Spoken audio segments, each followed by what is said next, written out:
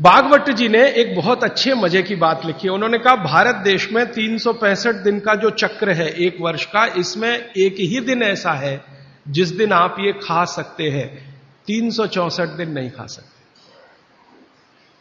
एक ही दिन खा सकते हैं। और वो एक दिन का उन्होंने बहुत पक्का कैलकुलेशन किया है कि उस दिन शरीर के वात पित्त और कफ की अवस्था क्या होती है, उसके अनुसार बासी भोजन चलता है। तो मैंने वो जब ध्यान दिया तो पता चला कि वो दिन हमारे देश में एक त्योहार आता है,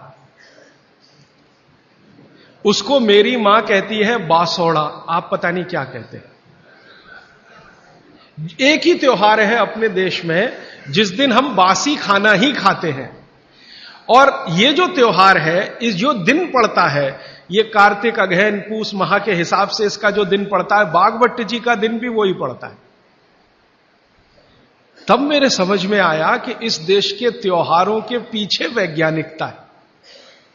त्योहार ऐसे ही नहीं तय हो गए, इस दिन होली होगी, इस दिन दिवाली होगी, इस दिन ये होगा, इस दिन, इनके पीछे कुछ कैलकुलेशन है। भागवत जी का कैलकुलेशन है कि शरीर में 3 दोष हैं, वो आप सब जानते हैं, वात पित्त और कफ। इन पे आगे मैं विस्तार से बात करूंगा, यहां रेफरेंस के लिए कह रहा हूं। तो वात पित्त कफ 3 दोष हैं, ये समान स्थिति में रहे तो आदमी हमेशा निरोगी रहता है। इनकी स्थिति ऊपर नीचे हो, वात बढ़ गया, पित्त और कफ कम हो गया, पित्त बढ़ गया, वात और कफ कम हो गया, ऊपर नीचे हो, तभी रोगी होते हैं आप, तभी रोग पैदा होते हैं।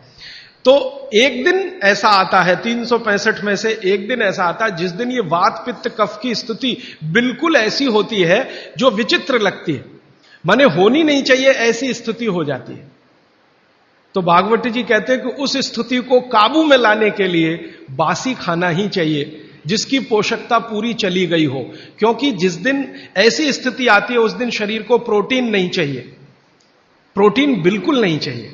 तो प्रोटीन सब खत्म होगा तब जब खाना बहुत पुराना हो जाए। तब मेरे समझ में आया कैसी वैज्ञानिकता है।